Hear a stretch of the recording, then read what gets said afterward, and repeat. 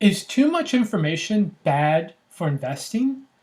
Well, think about it this way. The average retail investor has access to more information as far as investing in business than any other investor in history, yet the average investor is not performing any better than an investor from 50 years ago, 80 years ago, or 100 years ago. Now, there are other reasons why, because hedge funds now can use computer algorithms.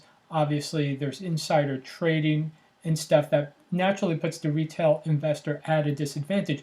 But one way the retail investor puts himself in sort of a self-inflicted damage is by having access to too much information, or the ability to not be able to filter out some of that information when coming to a decision when it comes to stock trading. So information is like a double-edged sword. It can be helpful or harmful. I like to equate it to going to like an all-you-can-eat buffet.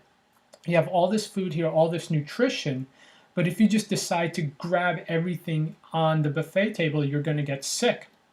I know it happened to me. One time I went to a buffet, and I normally don't eat at a buffet. And I was like, oh, I'm going to grab this, grab this, grab this. And it's like I ate so much food, I just got sick to my stomach. It just was a horrible experience. I thought it was going to be a great experience, and it was not very good. So some information is more valuable than others. Which information is more valuable?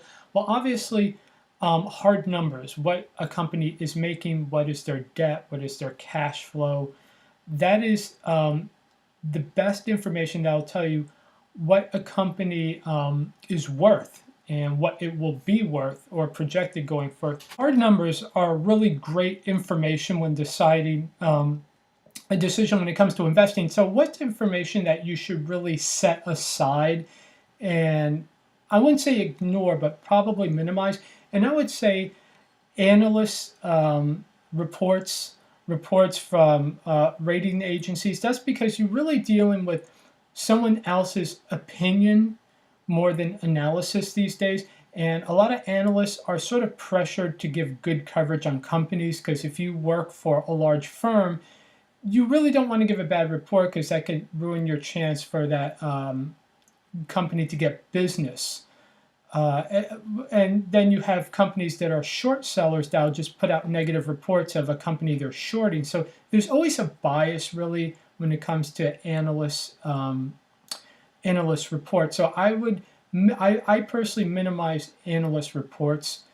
I just feel like it's better to do the research yourself. Some people like analyst reports because they feel like, oh, these people are doing the research for me. But just remember, there's always going to be some sort of bias when you're looking at someone else's report.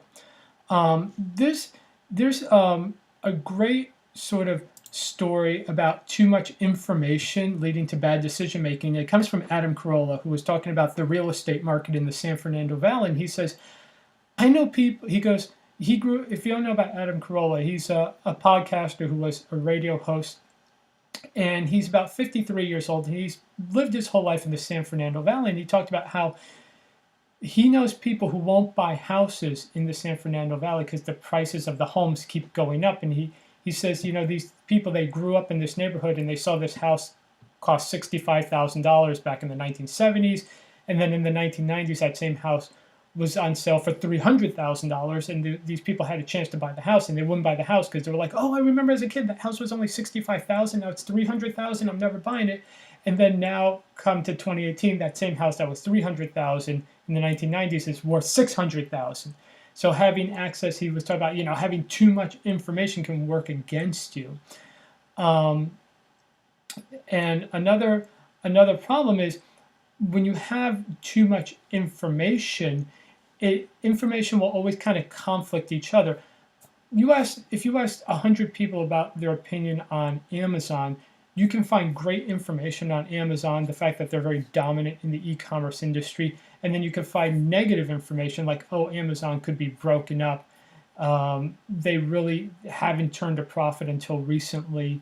So there's so much information that you have information that will conflict each other, whether you want to look at gold, oil, the stock market. People look at the stock market now, it says the stock market's in great shape, it just keeps rising and rising, or, oh, it's about to crash.